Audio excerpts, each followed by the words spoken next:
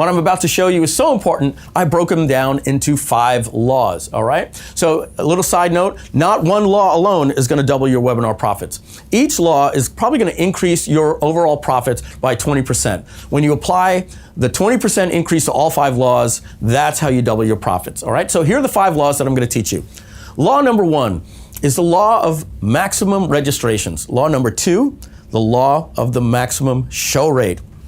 You saw my incredible numbers. I'm going to show you how I do it. Law number 3, so starting from the first one, law number 1, maximum registrations. That's great if they register, but if they don't show up, then you're doing something wrong. I don't want to hear that you have a 50% conversion rate, but you only have a 20% show rate.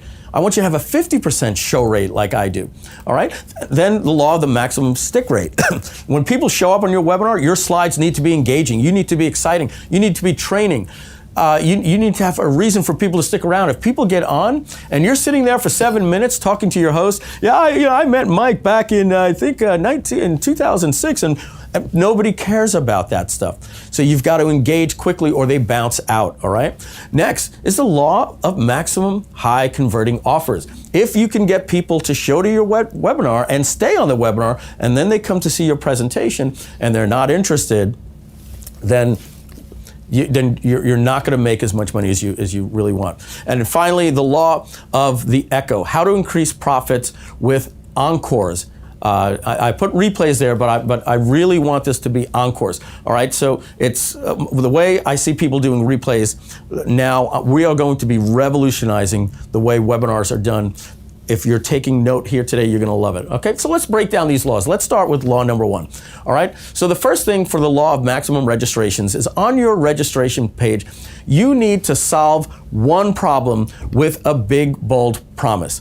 All right, so I like to say things like, you're going to get all the really good without the really bad, even if you never, or even if you always, right? So an example of the really good with the really bad is, I'm going to show you how to lose 10 pounds over the next 7 days and keep it off without any exercise, any additional exercise, and without giving up any of the foods that you love.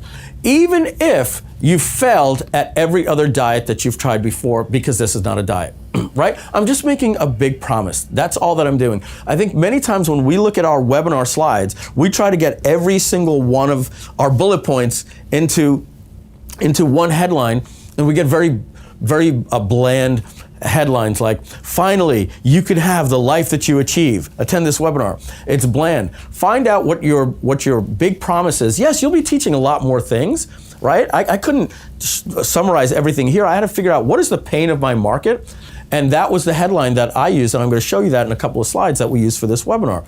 Next, telegraph the outcome. Tell people what they're going to learn, how long it's going to take, so you can give the results. You're going to get these results in this amount of time. You're going to double your profits on your next webinar. You're going to lose 7 pounds in 10 days. You have to give people results and a time and how long it's going to take. Next, your bullets need to have curiosity, self-assessment, and sorting. Basically, what self-assessment means is asking somebody, are you type A or type B? You'll find out in the webinar. Curiosity is great. I like my bullet points to have curiosity. That's why one of my bullet points on this webinar, that I'm going to be revealing the secret to you soon, said, testimonials on webinar registration pages. Do they hurt conversions or do they help conversions? In fact, I want to know what you guys are thinking before I actually get there. Let me know in the chat what you think. Do you think testimonials on webinar registration pages are going to help you get more signups, or do you think they're going to hurt you get more signups for your webinar? Let me know in the chat. I'm very curious. So notice I used curiosity. So that makes you want to come onto this webinar just to find that out. Geez, I'm using testimonials on my webinar. I need to find out if that's actually the wrong thing or the right thing to do. So make sure that your bullets are intriguing, but use curiosity. All right, next, urgency and immediacy. This is an event. It's special, and you need to be let them know that the attendee needs to be there live. It can change your life. And if it's not going to change somebody's life, then really, why should they come? It's going to be a waste of their time. That's what they're thinking. I like to stress that There's going to be no replay if that's going to be the actual case. I want to tell people to get there early, what they're going to learn. It's new, it's exciting, it's fresh. I've got new stuff that I'm putting on in my business or whatever the case is.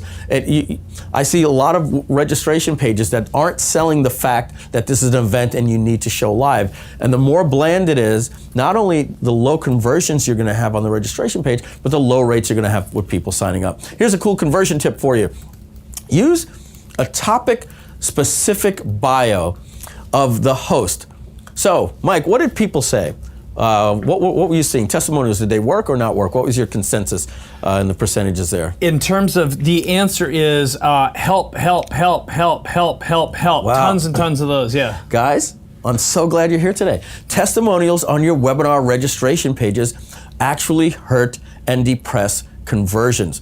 Here's why. Many times testimonials on your webinar page are saying, I'm a customer of Mike Filsame's Webinar Control. Once you get your hands on it, what did my customer just do? They telegraphed the sale of a product. I've been a client of Mike Koenig's for 4 years. Every time Mike Koenig has information, I'm there to buy it or I'm there to access it.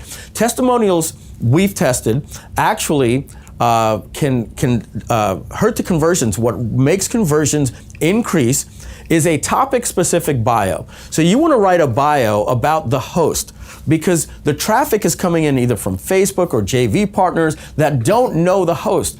Who is Mike Filsame and what right does he have to teach me about webinars? Right? I don't want other people saying Mike's Webinar Control product is the best. No, I want to be able to basically say something you would see on the back of a New York Times bestseller. Mike Filsame is co-founder of Webinar Jam and EverWebinar, the world's leading webinar products for marketers, and has done this many webinars and blah, blah, blah, blah, blah, and gets paid $25,000 for consulting on webinars. The information he's going to be sharing, he only shares with his $25,000 clients, and you're going to learn that today. That is what's going to sell, and I don't think I used all that on my page, but I was making that up there for a topic-specific bio for myself. If I was doing a webinar on traffic or social media, I wouldn't be talking about that I'm an expert on webinars. I would flip my bio to be topic specific. Does that make sense to you guys? If so, let us know in the chat. Because I'm happy to see that Mike said a lot of you thought that it helped, and now you know that you want to get authority as to why people should get on, and not why your course or product is great, because they're not here yet to buy your course. They're here to learn and get what's promised in those bullets in that headline. Next, how to use endorsements. The third-party pre-frame endorsement with a video you see before the registration page. Okay, so let me explain how this would work. If we can get the camera on me, please. All right. When I go out to a JV partner that's promoting my webinar, I want to assume that most of the people on their list have never heard of me. So if my JV partner is mailing directly to my registration page, there's a little circle picture of me up there and a headline and a promise, and yes, my topic specific bio is good, but it's me talking about it. What if you were to ask every one of your JV partners to make a short video in their house or in their backyards with their kids playing in the pool and their little dog running around, or at the park, or whatever the case is, or maybe on their way to the gym or in their car? We've seen all those types of videos. If we can have them make a video that says something like this: hey everyone, it's Mike Filsame here, and I'm actually just walking around Petco Park right now with my wife, and we're looking to get something to eat. But what I wanted to do is stop and take a minute to make a small little video for you to let you know that I'm doing a webinar next week with Mike Koenig. The dates you can find underneath. I don't normally make a video like this. However, this webinar I feel is so important that I didn't want you to miss it, that I actually took the time to make this video. I'm going to be there live. It's going to be an exciting webinar. More details about what you're going to learn are underneath, but I'm so excited about this one compared to anyone I've ever done before that I wanted to make you this short video. So click the blue link right underneath this video, and it's going to take you to the webinar registration page. When you do that, for a webinar registration page, if you can have your affiliate do that, or if you're doing an affiliate promotion for somebody else's webinar, do that before you promote to your list. Get a blank white page, put a video up there that you shot on your iPhone, little selfie video, and a link that then bridges over to the registration page. You've just added so much more importance to that registration page. I want to let you know that's a little cheat I said to you in my email, one of the emails I sent you, on how you can have an 80% registration rate and a 50% show rate. Isn't that great, right? Thank you, Mike. I appreciate that. Thanks. Next, conversion tip number 2, results in advance. Tell them that they get a free training PDF or video just for registering. If you want to add a freemium like that, you can deliver that on the thank you page. So here's a question for you guys.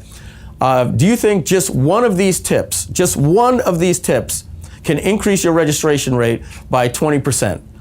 Or how about if you used all 8 of those tips that I just gave you there? Let me know in the chat, do you think that any one of those tips alone can increase your registration rates by 20%? All right. We've got yes from Marvin, George, Tony, John, David, Winnie, yes. All right, I'm stepping over here to see how we're doing on time. I'm going to move a little quicker here. All right, next. Well, guys, that was just law number 1. All right, so I think that some of you are saying 20% easily. I think some of those tips can actually double your profits on your next webinar.